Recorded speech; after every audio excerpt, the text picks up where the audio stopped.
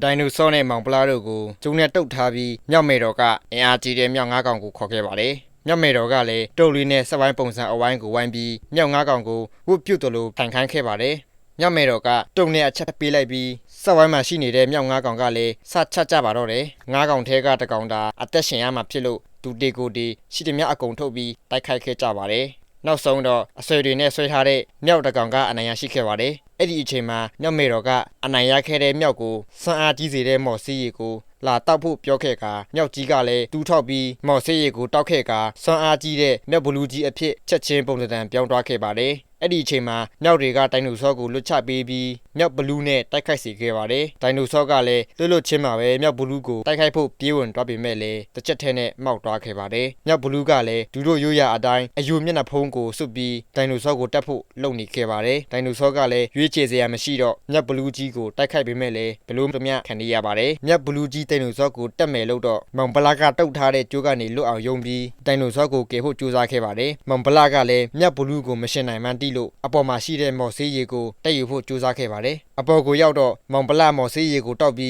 စွမ်းအားကြီးတဲ့ဘလူးကြီးအဖြစ်ချက်ချင်းပြောင်းသွားခဲ့ကမြောက်ဘလူးကြီးနဲ့တိုက်ခိုက်ခဲ့ပါတယ်။မောင်ပလာကမြောက်ဘလူးကြီးရဲ့လက်တွေကိုဖြတ်ပြီးတက်ပစ်ခဲ့ပါတယ်။အဲ့ဒီအချိန်မှာဘေးမှာရှိနေတဲ့မြောက်တွေကလည်းမောင်ပလာကိုဝင်တိုက်ခိုက်ပါတော့တယ်။မောင်ပလာကအရန်အင်အားကြီးနေတာကြောင့်မြောက်တွေအားလုံးကိုတက်နိုင်ခဲ့ပါတယ်။နောက်နေ့မနေ့ရောက်တော့တည်နေတဲ့ဒိုင်နိုဆောကိုရှာတွေ့ပြီးဝမ်းနဲစွာနဲ့အော်ဟစ်ခဲ့ပါတယ်။မောင်ပလာလည်းမျက်ရည်တွေနဲ့ထွက်လာခါနီးမှာဒိုင်နိုဆောကမတည်သေးတာကိုတီးခဲ့ပြီးရေစာနေတာကိုတီးတော့ရေကိုယူပြီးလက်နဲ့ခွန့်တိုက်လိုက်ပါတယ်။ဒဏ်ရာတွေနဲ့ပြည့်နေတဲ့ဒိုင်နိုဆောရဲ့ခန္ဓာကိုယ်ကိုရွှွန့်တွေနဲ့တကူလုံးကိုတုပ်ပေးခဲ့ပါတယ်။ဘေးမှာလည်းအသားစားလက်သားငှက်တွေအမြောက်အများပြန်ဝဲနေတာကိုတွေ့တော့ဒိုင်နိုဆောကိုနေရာရှိဖို့လုပ်ခဲ့ပေမဲ့လည်းဒိုင်နိုဆောကိုမှားလို့မနိုင်ခဲ့ပါဘူး။အဲ့ဒီအချိန်မှာမောင်ပလာကအကြံတစ်ခုရခဲ့ပြီးကျင်းတစ်ခုတူကဝါးတွေကိုဖောင်ပုံစံလုပ်ခဲ့ပါတယ်။ဒိုင်နိုဆောကိုအဲ့ဒီဖောင်ပေါ်ကိုတွန်းချခဲ့ပြီးတရွတ်တိုက်ဆွဲသွားခဲ့ပါတယ်။လန်တဝက်ရောက်တော့မောင်ပလာခမညာအယံမောလို့ခဏနားခဲ့ပြီးဒိုင်နိုဆောကိုရီတိုက်ခဲ့ပါတယ်။အဲ့ဒီချိန်မှာနေဝင်ခန်နီးဖြစ်လို့ချောင်းပေးမှာအတင့်ထိုင်ဆောင်နေတဲ့ဝန်ပိုလွေတကောင်ကိုတွေ့ခဲ့ပါတယ်။နေဝင်တော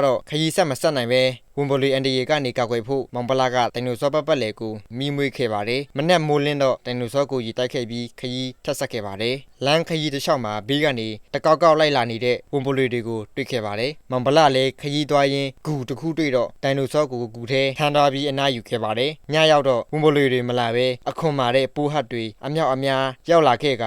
မောင်ပလာကလည်းပိုးဟတ်တွေအကုန်လုံးကိုတတ်နိုင်ခဲ့ပါတယ်။မနေ့ရောက်တော့တောက်ဖို့ရေမလုံလောက်လို့မောင်ပလာရေသွားခတ်မှဖြစ်တဲ့အတွက်ဂူကိုကြောက်တုံးတွေနဲ့ပိတ်ခဲ့ပါတယ်။ဂူမှာမောင်ပလာမရှိတော့ဝန်ပလွေတွေရောက်လာခဲ့ပြီးခဏအကြာမှာပဲမောင်ပလာရောက်လာခဲ့ပါတယ်။တည်တော့တဲ့ပိုးဟတ်တွေရဲ့အခွန်ကိုလက်သီးအကအဖြစ်လုပ်ပြီးဝန်ပလွေတွေအမြောက်အများနဲ့တိုက်ခိုက်ခဲ့ပါတယ်။ဝန်ပလွေတွေအယမ်းများတာကြောင့်ဒိုင်နိုဆောကလည်းမောင်ပလာကိုဂူထဲကနေထွက်လာကူခဲ့ပါတယ်။ဒီလိုနဲ့မောင်ပလာတို့ဝန်ပလွေတွေကိုရှင်းနိုင်ခဲ့ပါတယ်။နောက်နေ့ရောက်တော့ဆွန်ဘီလိုလိုဘာလိုလိုအကောင်တကောင်ပေါ်လာခဲ့ပြီးအတီးစားနေတဲ့ဂေါ်ဇီလာကြီးရဲ့ခြေထောက်ကိုကိုက်လိုက်ပါတယ်။ဂေါ်ဇီလာကြီးကလည်းတဖြည်းဖြည်းနဲ့ရုပ်တွေပြောင်းလာခဲ့ပြီးစိတ်မမှန်တယ်လို့ဖြစ်လာခဲ့ကရှိသမျှဂေါ်ဇီလာအမျိုးတွေကိုလိုက်ကိုက်ခဲ့ပါတယ်။ဂေါ်ဇီလာတွေကိုကိုက်တက်ပြီးနောက်မောင်ပလာတို့ရောက်လာခဲ့ပြီးမောင်ပလာတို့ကိုပါလိုက်ကိုက်ခဲ့ပါတယ်။ဆွန်ဘီဂေါ်ဇီလာကြီးကမောင်ပလာတို့ကိုလိုက်နေရင်းကြောက်ထဲကိုပြုတ်ကျခဲ့ပါတယ်။မောင်ပလာတို့လည်းခဏတာလွတ်မြောက်ခဲ့ပြီးဆွန်ဘီကော်စီလာကြီးကြိုက်တာကိုခံရတယ်လို့အိမ်မက်မက်ကဆွန်ဘီကော်စီလာကြီးကိုစဉ်းကြည့်ခဲ့ပါတယ်။ဆွန်ဘီကော်စီလာကြီးတကယ်မသိသေးတော့မောင်ပလာတို့ကိုထပြီးလိုက်ကိုက်ခဲ့ပြန်တယ်။ဆွန်ဘီကော်စီလာကြီးကမောင်ပလာတို့ကိုလိုက်နေရင်းကျင်းမြောင်းတဲ့တောင်ကြားမှာညက်ပြီးခံနေခဲ့ပါတယ်။ဒိုင်နိုဆောနဲ့မောင်ပလာတို့ခရီးထက်ဆက်တော့မိတောင်တွေရှိတဲ့ချိုင်ဝါနာရောက်ခဲ့ပြီးမြေကြီးတွေအကြောင်းပေါ်လာတော့နောက်ဆုတ်ဖို့လုပ်ခဲ့ပါတယ်။အဲ့ဒီအချိန်မှာဆွန်ဘီကော်စီလာကြီးလွတ်လာခဲ့ပြီးမောင်ပလာတို့ကိုခုံအုပ်ရာကနေချော်ရည်ထဲကိုပြုတ်ကျသွားခဲ့ပါတယ်။ဆွန်ဘီကော်စီလာကြီးလဲချော်ရည်ထဲကနေမလွတ်နိုင်တော့ပဲပြတွေဖြစ်သွားခဲ့ပါတယ်။ညရောက်တော့မူးဘော်ကနေလင်းနေတဲ့အစိမ်းရောင်လင်းတန်းကိုမောင်ပလာတို့တွေ့ခဲ့ပြီးအနီးကပ်ဝင်သွားကြည့်ခဲ့ပါတယ်။အနီးကပ်ဝင်သွားကြည့်ခဲ့တဲ့နောက်စုံးတွေဝိုင်းပြီးလူတယောက်ကိုမော်မီရှို့နေတာကိုတွေ့ခဲ့ပါတယ်။အဲ့ဒီအချိန်မှာငှက်ကိုစီးလာတဲ့စုံးတွေရဲ့ခေါင်းဆောင်ရောက်လာခဲ့ပါတယ်။စုံးခေါင်းဆောင်ကသူ့ရဲ့မော်တို့ကိုမြောက်ပြီးပုံစံပြောင်းကတိုင်မှာချီထားတဲ့လူရဲ့ဝိညာဉ်ကိုဆုပ်ခဲ့ကချက်ချင်းပဲပိုက်ကြီးပြီးကလေးတယောက်မွေးထုတ်ပေးခဲ့ပါတယ်။ episode 4လေးကတော့ဒီလောက်ပါပဲ။နောက်ရက်9နာရီမှာ episode 5ကိုတင်ပေးမှာပဲဖြစ်လို့ subscribe မလုပ်ရသေးရင်လည်းလုပ်ပေးဖို့တောင်းဆိုချင်ပါတယ်။အားလုံးပဲကျေးဇူးတင်ပါတယ်